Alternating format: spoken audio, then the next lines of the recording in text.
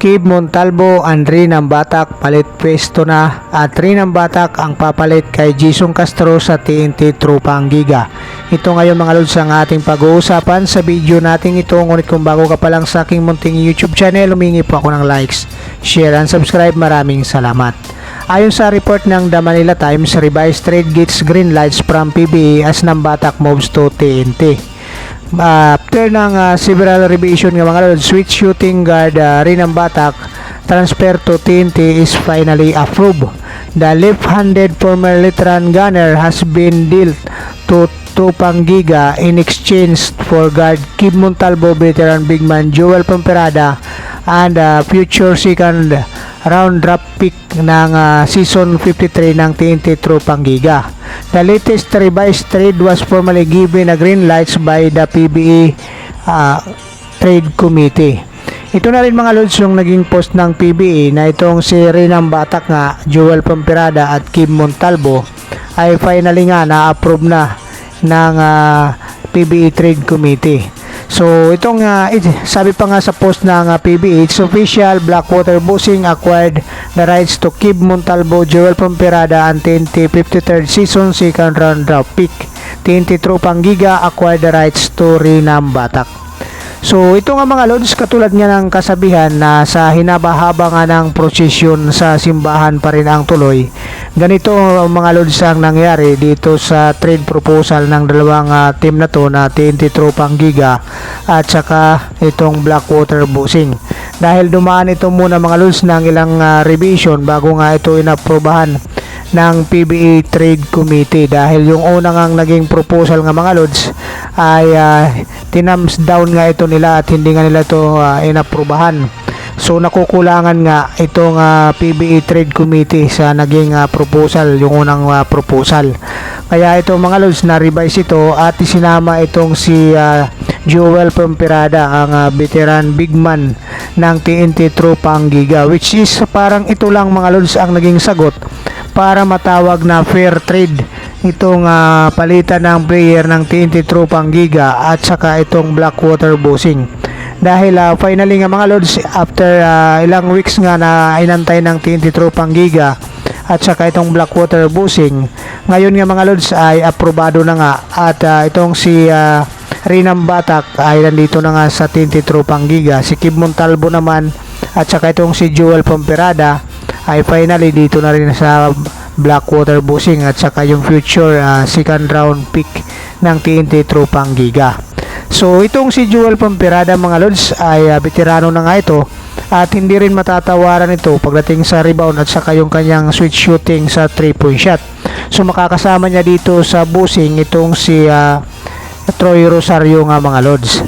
Ngayon na sa mga lods itong si Rinam Batak at saka si Kib Montalvo, parang ang nangyari dito mga lods ay nagpalit lang sila ng pwesto, dahil parehong gwardya ang position ng dalawang player na ito mga lods. So itong si Kib Montalvo ay gwardya nga ito dito sa TNT Tropang Giga, which is hindi nga matatawaran ang hustle play nitong si Kib Montalvo dito sa TNT Tropang Giga. Kaya nga naman mga lods, masasabi natin na fair trade nga din ito, bagamat tatlo nga ang nakuha ng Blackwater Busing dito sa TNT Tropang Giga. So panalo dito mga lods itong Blackwater Busing sa tingin natin sa palitan ng mga player na to, dahil itong si Kib Montalvo mga lods, alam natin ito nung healthy pa nga ito naglalaro, kahit nung naglalaro sa collegiate nga ito mga lods ay nandoon yung winning mentality palagi nitong si Kib Montalvo, yung hustle play niya mga lods, yung kanyang leadership. So makikita natin bilang point guard dito kay Kib Montalvo. Kaya masasabi natin din mga lods, magagamit din itong si Kib Montalvo dito sa Blackwater Busing. Dito sa TNT Tropang Giga, dahil sa maraming ang gwardya mga lods, si Jason Castro, nandiyan pa si Heruela, mayroon pang itong si Reyes. So maraming gwardya nga, kaya malalim yung rotation dito sa TNT Tropang Giga. Kaya nagiging from the bench nga ang kanyang laruan dito mga lods nitong si Kib Montalvo.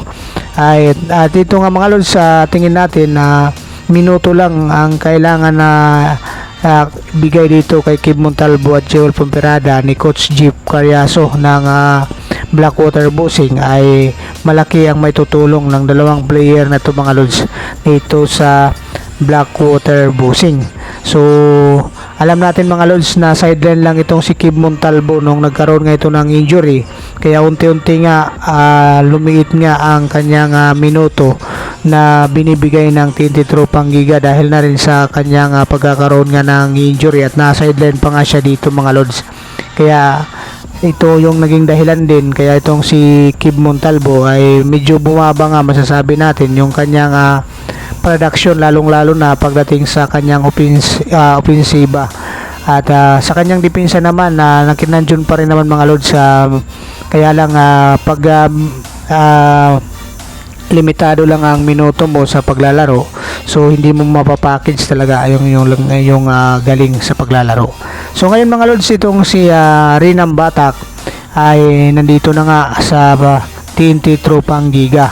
So alam natin mga lods na malaking moves ang ginawa nitong TNT Tropang Giga dahil na rin sa kanilang naging problema sa mga dating mga player nito. At tayo nga kay Coach Jojo Lastimosa, itong si Coach Jojo Lastimosa ngayon ang tumatayong team manager nga ng TNT Tropang Giga. Itong kanilang plano dito kay Rinam Batak ay ito yung pansamantala o ito yung kanilang preparation para nasa papalit sa pwesto dito kay Jason Castro.